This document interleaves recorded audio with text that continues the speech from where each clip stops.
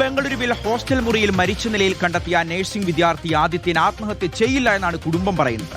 ഒപ്പം താമസിക്കുന്നവർ ലഹരി ഉപയോഗിച്ചതുമായി ബന്ധപ്പെട്ട് തർക്കമുണ്ടായിരുന്നു. ഇതേ തുടർന്ന് ആദിത്യൻ മാനസിക സമ്മർദ്ദം അനുഭവിച്ചിരുന്നുവെന്ന് ഹെബ്ബഗോഡി പോലീസിൽ നൽകിയ പരാതിയിൽ കുടുംബം ആരോപിച്ചു. മൃതദേഹം പോസ്റ്റ്മോർട്ടത്തിന് ശേഷം നാളെ രാവിലെ നാട്ടിലെത്തിക്കും.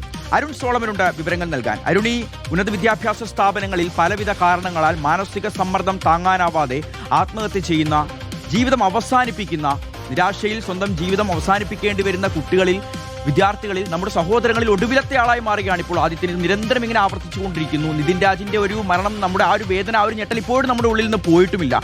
ഇതിപ്പോൾ ആദിത്യന്റെ മരണത്തിൽ കുടുംബം എന്താണ് സംശയിക്കുന്നത്? എങ്ങനെയാണ് ഈ മരണം സംഭവിക്കുന്നത്? എന്താണ് കാരണം? പോലീസിന്റെ ഒരു സഹകരണം ഈ കുടുംബത്തിന് ലഭിക്കുന്നുണ്ടോ? അരുൺ.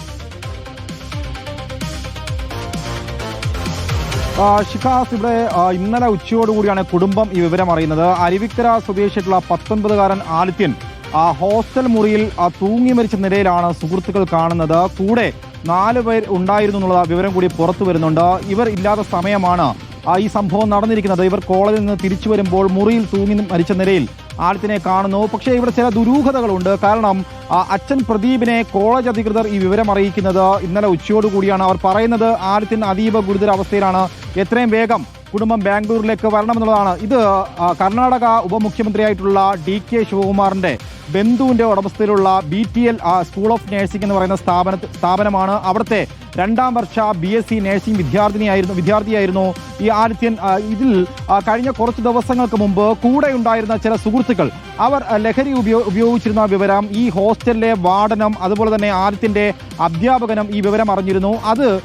ഇതിനെ തുടർന്ന് ഈ ലഹരി എവിടെ നിന്നാണ് ഈ വിദ്യാർത്ഥികൾക്ക് കിട്ടുന്നതെന്നുള്ള വിവരം ഈ ഹോസ്റ്റൽ വാർഡന് അറിയിക്കണമെന്നുള്ള ഒരു ഭീഷണി, അതൊരു സമ്മർദ്ദം ആദിത്യന് മേലുണ്ടായിരുന്നു. കാരണം ഇത് പറഞ്ഞില്ല എങ്കിൽ ആദിത്യനെ ഈ കേസിൽ പെടുത്തുമെന്നുള്ള ഭീഷണിയായിരുന്നു ഈ ഹോസ്റ്റൽ വാർഡന്റെ ഭാഗത്തുനിന്നുണ്ടായത്. അതിന് പിന്നാലെയാണ് ആദിത്യൻ ഇപ്പോൾ ജീവനൊടുക്കിയെന്നുള്ള ഏറ്റവും പുതിയ വിവരമാണ് പുറത്തു വരുന്നത്. കാരണം ഇന്നലെ ഉച്ചയോടുകൂടി ഈ വിവരം കുടുംബം അറിയുന്നു. അതേസമയം തന്നെ അവർ അവിടെ ഹോസ്റ്റലിൽ എത്തുന്നു. പിന്നാലെ മരണവിവരം അറിയുന്നു. പക്ഷേ തലേ ദിവസം രാത്രിയും ഏറെ സന്തോഷത്തോടു കൂടിയാണ് ആദിത്യൻ കുടുംബത്തോട് വീഡിയോ കോൾ ചെയ്ത് സംസാരിച്ചു എന്നുള്ളതാണ് പെയിന്റർ തൊഴിലാളിയായിട്ടുള്ള പ്രദീപ് പറയുന്നത്. വളരെയധികം വിങ്ങലോടുകൂടിയാണ് അച്ഛൻ നിൽക്കുന്നത്. കാരണം ഈ കേസുമായി ബന്ധപ്പെട്ട് ഇന്നിപ്പോൾ കർണാടക ഹോബഗോഡി പോലീസ് സ്റ്റേഷനിൽ എത്തുമ്പോൾ പോലും വളരെ തണുപ്പൻ മട്ടിലാണ് ഈ കേസ് പോലീസ് ഹാൻഡിൽ ചെയ്തിരിക്കുന്നത്. ആദ്യഘട്ടത്തിൽ പോലും പരാതി പോലും സ്വീകരിക്കാൻ പോലീസിന്റെ ഭാഗത്തു നിന്ന് നടപടി ഉണ്ടായിട്ടില്ല. കാരണം ഇത് വലിയൊരു ഉന്നതനായിട്ടുള്ള, പ്രത്യേകിച്ചും കർണാടകയുടെ ഉപമുഖ്യമന്ത്രിയായിട്ടുള്ള DK ശിവകുമാറിന്റെ ബന്ധുവിന്റെ സ്ഥാപനം കൂടിയാണ്. അങ്ങനെ വലിയ സമ്മർദ്ദം പോലീസിന് മേലുണ്ട്. ഇതിൽ ഷിഖാസ് സൂചിപ്പിച്ചതുപോലെ തന്നെ നമ്മളെ ഉന്നത വിദ്യാഭ്യാസ സ്ഥാപനങ്ങളിൽ അത് എടുത്തു പരിശോധിച്ച രജനീയസ് ആനന്ദ് മുതൽ ഏറ്റവും ഒടുവിൽ ഇപ്പോൾ 19-കാരനായ ആദിത്യൻ വരെ ജീവനൊടുക്കിയെങ്കിൽ വ്യത്യസ്തമായിട്ടുള്ള കാരണങ്ങൾ ഉണ്ടാകാം. പക്ഷെ അപ്പോഴും ക്യാമ്പസുകൾ അടക്കി ഭരിക്കുന്ന ചില ഉന്നതരായിട്ടുള്ള വ്യക്തികളുണ്ട്. അവർ ഈ ലഹരി ഉപയോഗത്തിന് പോലും കൃത്യമായിട്ടുള്ള നടപടികൾ എടുക്കാത്തത് ഇവിടെ ഒരു വലിയൊരു കാരണമായി വരുന്നു. കാരണം ഈ വിഷയത്തിൽ തന്നെ കുടുംബം ഉന്നയിക്കുന്നത് ഒരു ഘട്ടത്തിൽ പോലും തന്റെ മകൻ ആത്മഹത്യ ചെയ്യില്ല എന്നുള്ള ആ ഒരു നിലപാടിൽ ഉറച്ചു നിൽക്കുകയാണ് കുടുംബം. അതിൽ തന്നെ മേൽ നടപടികളുമായി ബന്ധപ്പെട്ട് മുന്നോട്ട് പോകും. ഇപ്പോൾ ബാംഗ്ലൂരിലെ തന്നെ സെന്റ് ജോസഫ് ആശുപത്രിയിൽ മൃതദേഹം ഈ പോസ്റ്റ്മോർട്ടം നടപടികളൊക്കെ കഴിഞ്ഞ് വൈകിട്ടോടുകൂടി ആ മൃതദേഹം വിട്ടു നൽകിയിരിക്കുകയാണ്. നാളെ രാവിലെ 8 മണിയോടുകൂടി തന്നെ അരുവിക്കര വീട്ടിൽ ഈ മൃതദേഹം കൊണ്ടുവരുമെന്നുള്ള അറിയിപ്പാണ് ഏറ്റവും ഒടുവിൽ ലഭിച്ചിരിക്കുന്നത്. എന്ത് തന്നെയായാലും നിതിൻ രാജിന്റെ ആ വിയോഗം അത് കേരള മനസ്സാക്ഷിയെ ഏറെ ഞെട്ടിപ്പിച്ചു എന്നാണ്. കാരണം ജാതി അധിക്ഷേപം അത് ഒരു അധ്യാപകന്റെ ഭാഗത്തുനിന്നുണ്ടായിരിക്കുന്നു. അധ്യാപകനെ നാളിതുവരെയുമായിട്ട് പോലീസ് പിടികൂടാത്തത് വലിയൊരു വിമർശനവും ആരോപണവുമായി ഉയർന്നിരിക്കുകയാണ്.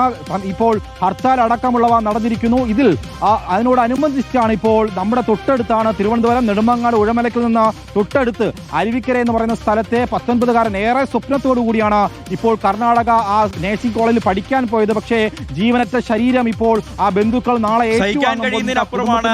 അത് തന്നെയാണ് ഏറ്റവും വലിയ വേദനയും. ചെറിയ മാനസിക സമ്മർദ്ദം പോലും താങ്ങാൻ ഇപ്പോഴത്തെ കുട്ടികൾക്ക്, വിദ്യാർത്ഥികൾക്ക് സാധിക്കുന്നില്ല എന്നുള്ളതാണ്. അവർ ആത്മഹത്യയിൽ അഭയം പ്രാപിക്കുന്നു എന്നുള്ളതാണ്. പക്ഷേ ആദിത്യൻ ആത്മഹത്യ ചെയ്യില്ല എന്ന് കുടുംബം ഉറപ്പിച്ചു പറയുന്നുണ്ട്. എത്ര വലിയ പ്രതീക്ഷയോടുകൂടിയായിരിക്കും ഓരോ മാതാപിതാക്കളും തങ്ങളുടെ കുഞ്ഞുങ്ങളെ ഉന്നത വിദ്യാഭ്യാസത്തിന് മറ്റ് രാജ്യങ്ങളിലേക്കോ മറ്റ് സംസ്ഥാനങ്ങളിലേക്കോ ഒക്കെ അയക്കുന്നത്. നിരന്തരമായി അവരെ വിളിച്ച് സംസാരിക്കുക, അവരുടെ സന്തോഷവും സങ്കടവും വിഷമവും വേദനയും അവരുടെ മനസ്സിൽ എന്തെങ്കിലും പ്രശ്നങ്ങളുണ്ടോ എന്നൊക്കെ എല്ലാ ദിവസവും ചോദിച്ച് മനസ്സിലാക്കാൻ ഓരോ മാതാപിതാക്കളും ശ്രദ്ധിക്കുക എന്നുള്ളത് മാത്രമാണ് നമുക്ക് ചെയ്യാൻ കഴിയുന്നത്. അവരോടൊപ്പം നമ്മളുണ്ട്. എന്തൊരു പ്രശ്നം വന്നാലും വീട്ടിലേക്ക് ധൈര്യമായി ഏത് നിമിഷവും അച്ഛാ അമ്മ എന്ന് വിളിച്ചുകൊണ്ട് നിനക്ക് കയറി വരാം, ഞങ്ങളുണ്ടാവും, എന്തിനും നിന്റെ കൂടെ എന്നുള്ളൊരു ആത്മവിശ്വാസം അവർക്ക് പകർന്നു കൊടുക്കാൻ ഓരോ മാതാപിതാക്കൾക്കും കഴിയുക എന്നുള്ളതാണ് നമ്മൾ ചെയ്യേണ്ടത്.